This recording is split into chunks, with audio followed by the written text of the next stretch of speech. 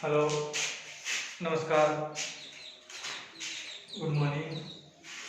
तो आज का हमारा सेक्शन रहेगा पाठकों के आवास वह अनुकूलन। जो हमारे आसपास वातावरण में जो पेड़ पौधे पाए जाते हैं उनको आवास व अनुकूलन के आधार पर, यानी उनमें जो आवास और अनुकूलन किसके आधार पर होता है, वो जल की आवश्यकता या उपलब्धता के आधार पर होता है। हमें उनको जल की कितनी आवश्यकता है और कितनी नहीं है, इन सब पर ही ये आधारित होते हैं। तो ऐसे इनको 5 भागों में बांटा गया है। पहला क्या है, जलोद्भिद है, दूसरा है मरुद्भिद है, तीसरा लवण मृदोद्भिद है, तीसरा है शीतोद्भिद और चौथा है समोद्भिद।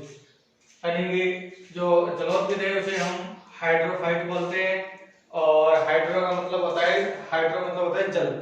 फिर आता है मरुद्भिद, मरुद्भिद यानी जीरोफाइट, यानी जो मरुभूमि होती है उसे हम जीरो बोलते हैं।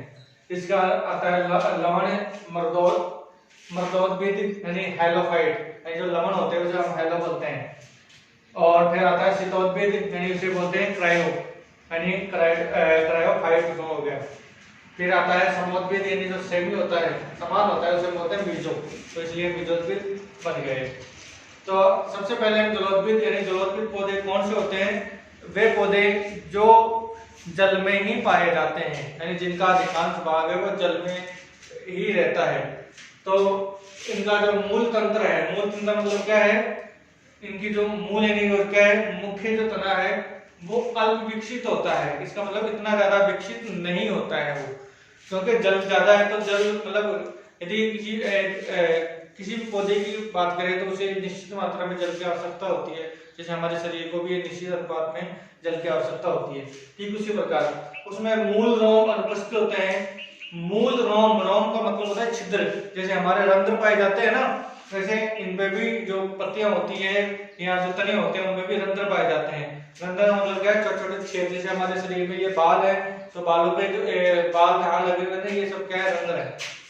तो इनका जो तना है वो कैसा होता है, वो कोमल होता है, पतला होता है, वो लचीला होता है। अब कोमल और पतला और लचीला ही क्यों हुआ, जो भी पौधे हैं उनका इस वजह से हुआ कि पानी जो है पानी के अंदर होते हैं, पानी का बहाव है ऊपर नीचे होता रहता है, पानी बहता रहता है। तो इस वजह से यदि पानी तेज भी आता है तो वो टूटते नहीं है। और इनकी जो पत्तियां हैं वो भी कटी फटी होती है, जिनसे पानी का बहाव है वो आराम से आके उनसे निकल जाता है। फिर इसके बाद में प्रासरण सांद्रता कम होती है। प्रासरण सांद्रता मतलब क्या है भाई, इनमें जो आवागमन है, जल की जो आवागमन की क्षमता है वो कम पाई जाती है, क्योंकि जल तो पहले ज्यादा होता है।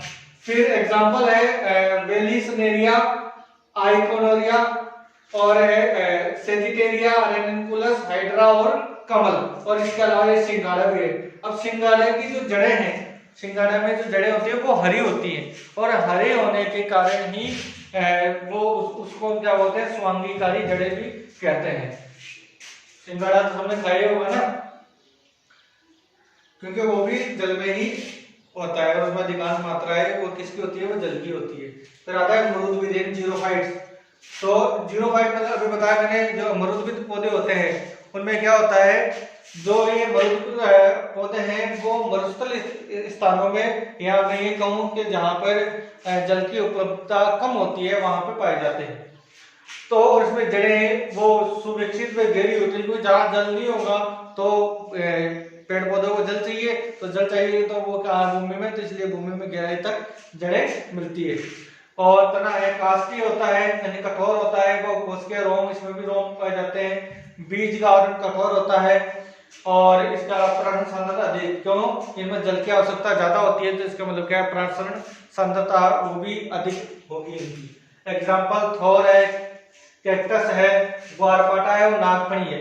ग्वारपाठे में क्या होता है कि ग्वारपाठे का जो ऊपर वाला जो भाग होता है जिसे हम पत्तियां समझते हैं, वो वास्तव में तना होता है और वो हरा होता है। और हरा जो भाग सबसे ज्यादा क्या काम करता है, प्रकाश संश्लेषण का काम करता है, यानी भोजन बनाने, यानी हरे पत्तियों के द्वारा ही तो भोजन बनता है। इसलिए यहाँ पे जो पत्तियां नहीं बनाती, यहाँ तना भोजन बनाता है।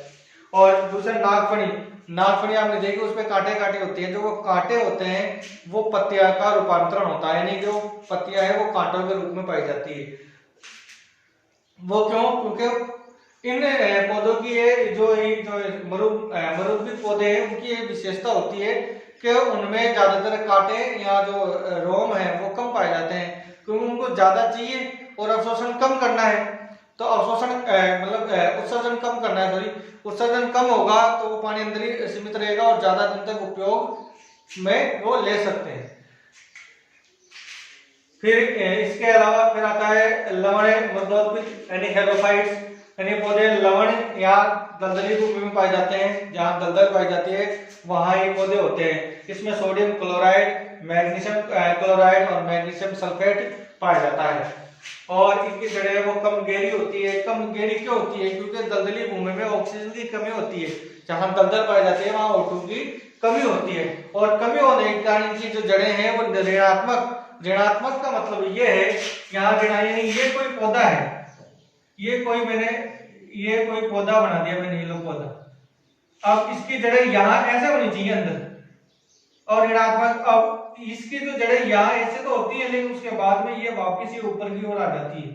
क्यों? क्योंकि दलदल में ऑक्सीजन की कमी होगी और कमी होगी तो उन्हें वो O2 चाहिए जीवित रहने के लिए, तो वो वापस ही बाहर आने लग जाती है ऊपर की। तो इसलिए ये क्या बोलते हैं, ऋणात्मक होती है और गुरुत्वानुवर्ती होती है, यानी गुरुत्वाकर्षण के अनुरूप होती है। फिर इसमें जो जड़ें हैं इनमें सूक्ष्म रोग पाए जाते हैं जिसे न्यूमेटोफोर कहते हैं। फिर पत्तियां छोटी मांसल होती है और चमकीली सतह युक्त होती है। क्यों चमकीली होगी? तो उनमें जो अवशोषण की है और या जो प्रकाश की जो मात्रा है वो कम अवशोषित करनी पड़ेगी। फिर इसमें बीजों का अंकुरण फल के भीतर ही होता है। बीजों का अंकुरण फल के भीतर होता है, मतलब ये पौधा होता है यहाँ उसकी ऊपरी सतह पर ही यहाँ पे उनके फल लगते हैं और इन फलों के अंदर ही बीज है वो अंकुरित हो जाते हैं और यहाँ अंकुरित होने के बाद में सीधे ही क्या भूमि के अंदर चले जाते हैं। तो ये अंकुरण की प्रक्रिया है वो जरायुज अंकुरण कहलाती है या सजीव प्रजनन कहलाती है।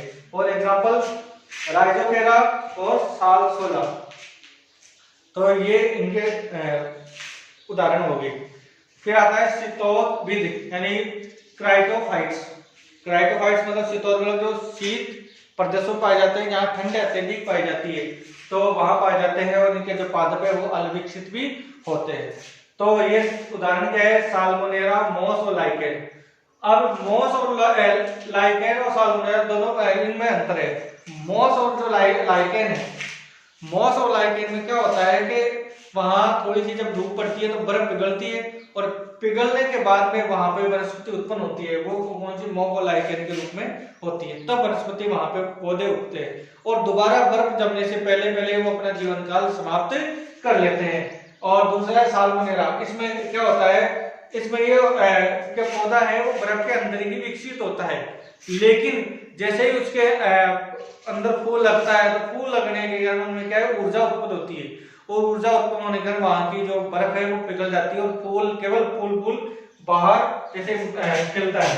जैसे ये बर्फ का ढेर है, यहाँ बर्फ जमी हुई है और यहाँ पे ये पौधा है ये विकसित हो रहा है। इसके बाद में यदि यहाँ से बर्फ ये पिघल गई और यहाँ का जो फूल है और ये मान लो सब फूल है और ये फूल बाहर सिर्फ यानी पूरा पौधा बर्फ के अंदर रहेगा, लेकिन फूल ही क्या है वो बर्फ के बाहर निकलेगा। और इनमें मोस और लाइकेन में क्या होता है, इनमें क्या है बर्फ पिघलेगी तो ही वो पौधे हैं वो बाहर निकलेंगे और वहां तभी उनका विकास होगा।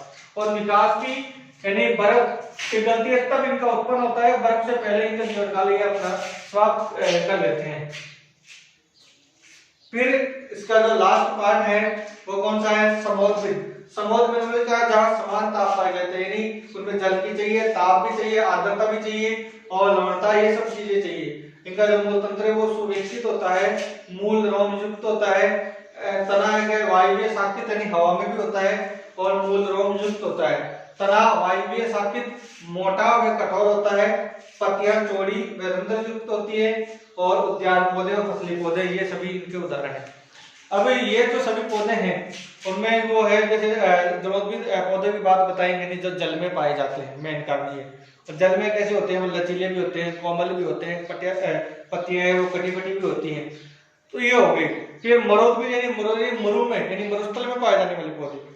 फिर तीसरा मैंने अभी बताया लवण मृदोद्भिद यानी जो लवण में है, यहाँ पे मैग्नीशियम की मात्रा यानी सोडियम क्लोराइड की मात्रा, मैग्नीशियम क्लोराइड की मात्रा, मैग्नीशियम सल्फाइड की मात्रा जहाँ पाई जाती है वहां मोस्टली बोल सकते हैं एक शब्द में, यानी दलदली भूमि वाले पौधे। फिर है शीतोद्भिद, जो शीत प्रदेशों को आ जाते हैं जहाँ बर्फ ज्यादा होती है, और समोद्भिद मतलब जहाँ क्या जो वातावरण है वो हमेशा समान रहता है।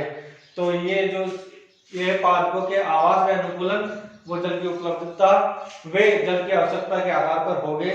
कल हम देखेंगे जंतुओं के आवास में अनुकूलन वो क्या क्या है, इनके बारे में हम कल पढ़ेंगे।